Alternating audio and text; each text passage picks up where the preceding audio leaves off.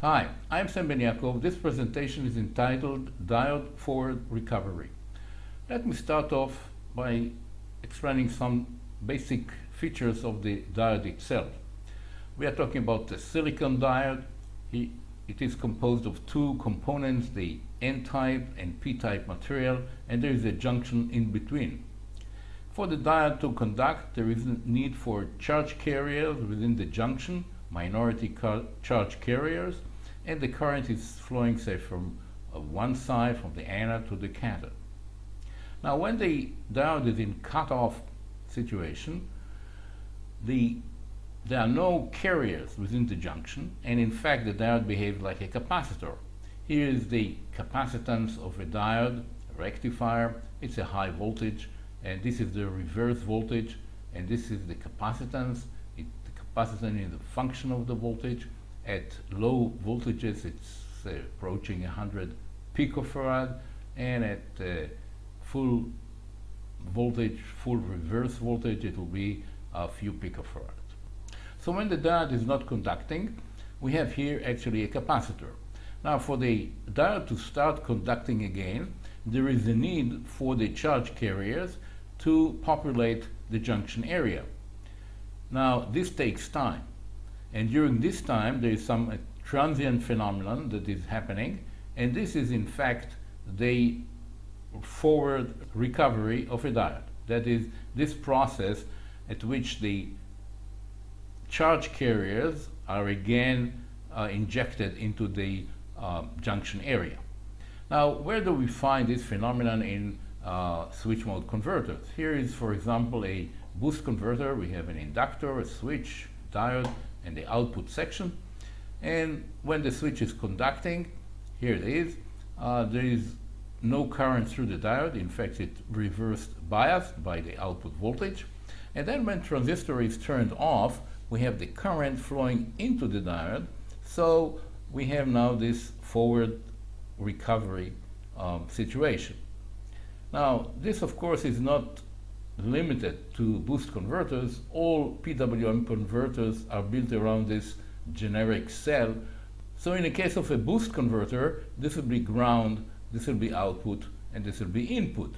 In the case, say, of a buck converter, this will be input, this will be output, and this will be ground. So in all PWM topologies, once the switch is turned off, then you have the current of the inductor flowing this way, and the diode starts to conduct, and hence you're going to have this forward recovery situation. Now, let me first define the waveform involved in this process. It is sort of a peak voltage which is developing across the diode. This is the voltage of the diode, and this is time. We start from 0, we end with the voltage which is the forward voltage of the diode. Okay, this is the forward voltage, this is 100% reference. Then, as the process starts, we go up to a peak. This will be the peak forward voltage, the peak forward recovery voltage, and then it sort of dies out and go back to the forward voltage of the conducting diode.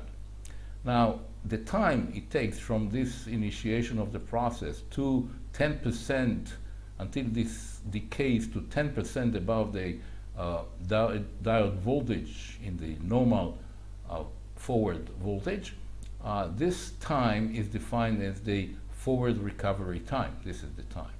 And of course, this will be the peak value.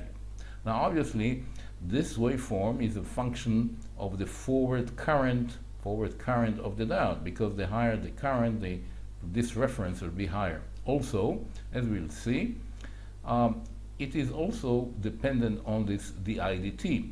That is, the faster you feed in the current, the higher actually the peak will be. Now, how can we measure this waveform?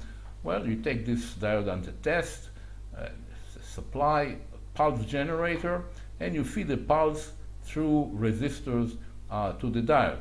Now, the rise time of this voltage here will determine the IDT, and of course the resistors will determine the rate, the IDT, and also the forward current eventually that you'll have here.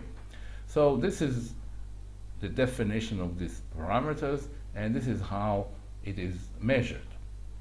Now, the diode, when non-conducting, is a capacitor. You might say, this is just an intuitive explanation, that it has in parallel a resistor which has a value of infinite. Well, there's some leakage current going through here, but in fact this resistor is very high. Now, once you feed the current here and the voltage starts to build up, this resistor starts to decrease its value. The resistance is decreasing, and consequently there's more current flowing through here. Eventually, all the current, of course, will go through the path of the diode itself, while the capacitor will be just in parallel. So, if the diode would be represented by just a capacitor, no resistor, then from the state space equation of a capacitor, we find that the voltage would go as T squared. That is, the voltage across the capacitor will go this way. Now, if this would have been a constant resistor, just a fixed resistance, then of course it'll be exponential and it'll sort of stabilize to I times R. Now, if this resistor, however, is changing, as it is in the case of the diode, you'll start having a peak, but then as this resistance goes down, then of course you'll go down back and you'll reach, well, not zero, it will be the forward voltage of the diode. So this is a sort of an intuitive explanation what is going on. Of course, this can be formulated with the equations of the diode. Now, it should be noted that while this process goes on, there is some power loss in the diode, because we have a voltage, we have a current which is sort of resistive, not just a capacitive current, and this brings some power loss. So this is something to worry about. Not much has been documented about it, but let's keep in mind that there is some power loss involved. There is another issue here that has to be taken into account. Diodes have internal inductance. These are this interconnection, have some inductance. And this inductance by itself, once you feed in a pulse of current, the IDT, this inductance by itself will give rise to a spike. So this has to be taken into account. I'll talk about it a little bit later. Furthermore, the circuit itself has a lot of stray inductances. So if you just measure the voltage, say here, this is sort of the diode itself, this is the circuit. If you measure the voltage that will develop here as you turn off, say it's a boost converter, you turn off the transistor, you'll see a very high spike. Part of it is due to the diode. Part of it is the circuit. No matter what you do, you have a loop here and there's some stray capacitance. So in order to separate the two, you'll have to measure it across the diode. This will be only this forward recovery part. Now, let's have a look at a real diode and see what kind of inductance is involved. Now, this is a T220 diode rectifier, and you see that we are talking about 8 nanohenry. 8 nanohenry. That's a lot. So, for the IDT of 100 volt per microsecond, 8 nanohenry is already by itself 0.8 volt from this equation. So part of the phenomena that you see, part of the voltage increase, is actually due to the inductance. Now let's have a look now at the specification of the forward recovery for, say, ultra-fast diode. This is a diode, ST. ST is one of the few companies that actually specified the forward recovery. Most companies do not, okay? So this is the ultra-fast diode. It's a 600 volt reverse voltage in a fairly fast diode, 35 nanosecond reverse recovery. That's not what we are talking about, but this says how fast is the diode in turning off. Now here is the information we are interested in. This is the forward recovery time. Okay?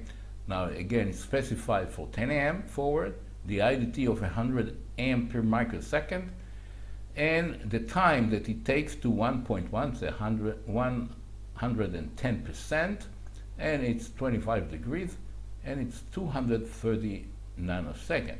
It is longer, in fact, in this case, than the reverse recovery. This is reverse recovery time. Now, the typical peak value will be 4 volts, or has been measured to be 4 volts. Now, this is not very much. This diode, as I've said, is a 600 volt diode, so another 4 volt does not change much in the circuit because you have a lot of course, margin of error, etc., that you build into your design. So now the values of both the time and peak value are, of course, a function of the IDT, as I have said. So here we see it for 100 amp per microsecond. This is where we've seen it in the table. It's about 200 nanosecond. This is nanosecond.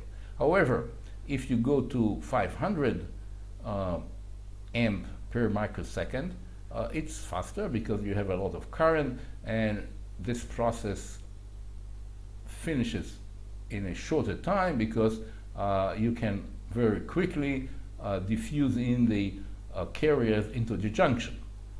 However, the peak voltage increases with the IDT because there's an inrush of very high current at 100 amp per microsecond. It's this 5 volt, and at 500 amp per microsecond, well, this should be amp per microsecond, not volt, it is about 10 volt. However, we don't have the inductance of this particular diode because ST does not give inductance of the diode.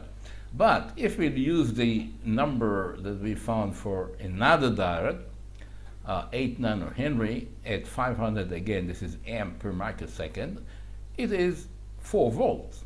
So part of this voltage, peak voltage, is due to the inductance, as a matter of fact, not just the junction itself.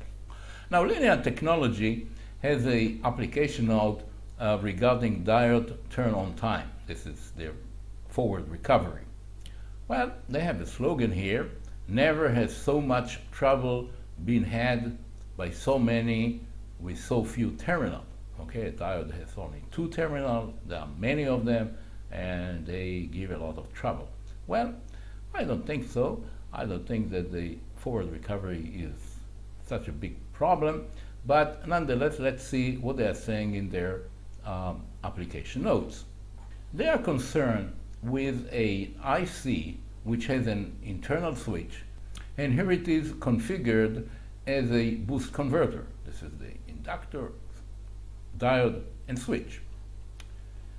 The first thing we see, they are talking about Schottky Diode. Well, Schottky Diode does not have actually a forward recovery time because there are no charge carriers in the junction. Well, it has some phenomena of a transient for recovery in the forward direction, but strictly speaking, this is not this forward recovery phenomenon we were talking about. Okay? So they are concerned about the fact that if you are going to have a spike of a voltage here, this IC might be damaged. Okay? Same thing goes if you configure it as a buck converter. Okay? As the switch turns off, the current of the inductor will turn on the diode. Again, you're going to have here a spike, and then this could be, of course, damaging to this IC. So they are concerned about these spikes, and they're talking about here Schottky diodes. Now, since Schottky diodes don't have charge carriers in a junction, then you just expect that the this transition phenomena will be shorter because it's more of a capacitive and inductive effect than actual carriers being injected into a junction. Now they suggest a test bed that looks like that. We have a pulse of 5 volts plus the forward voltage of the diode. It has a rise time of 2 nanoseconds. So we can figure out that in this situation, 5 volt, 5 ohm here, 2 nanoseconds, it's about 500 amp per microsecond. So this is the measurement setup. Now indeed we see a very nice pulse here. That's a 2 nanosecond rise time, about 5 volt pulse, which is fed to this resistor and diode. And here what they got. They got, for one diode, they don't say which one, they should have, because it's a very important information, but they prefer not to reveal what is the diode.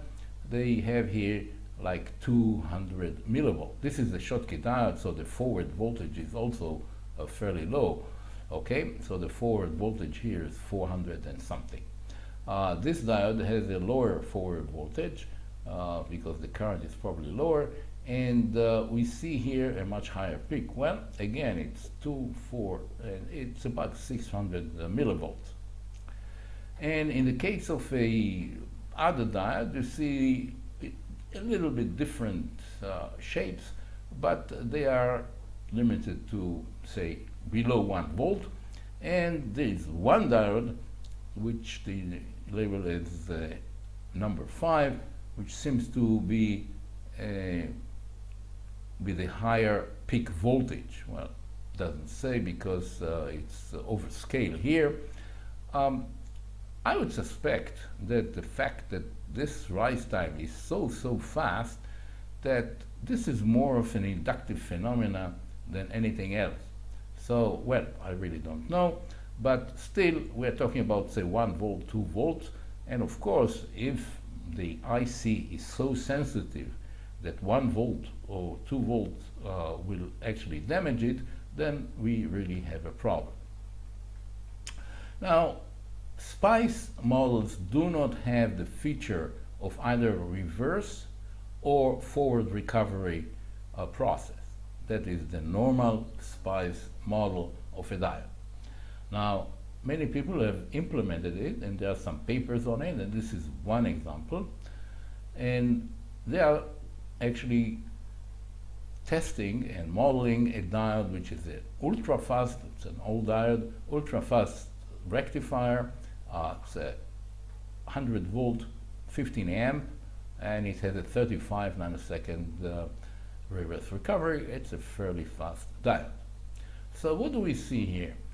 These are evidently different DIDT, it doesn't say actually in the paper, and the circles are the experiment, and the solid line is actually simulation. And as you can see, well, there's two models with a little bit difference. I won't go into it.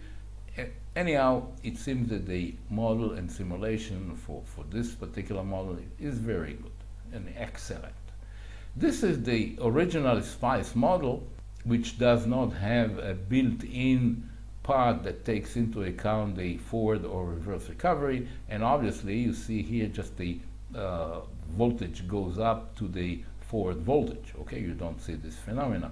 And the model that they have built is really nice, and you can see in this particular diode it goes up to, say, 5 volt. It's a 100 volt diode.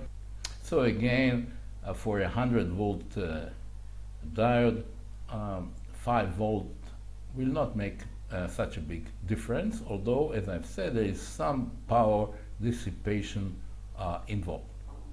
So let's just summarize. The diode forward recovery is a real physical phenomenon. I mean, you can understand it, and you can measure it, and the numbers you're getting are in the volt region. And I think in most applications, it's not that important. Maybe in some special cases, perhaps in some ICs which are very sensitive. So this actually brings me to the end of this presentation. I thank you very much for your attention. I hope you have found this presentation interesting and that it will be useful to you in the future. Thank you very much.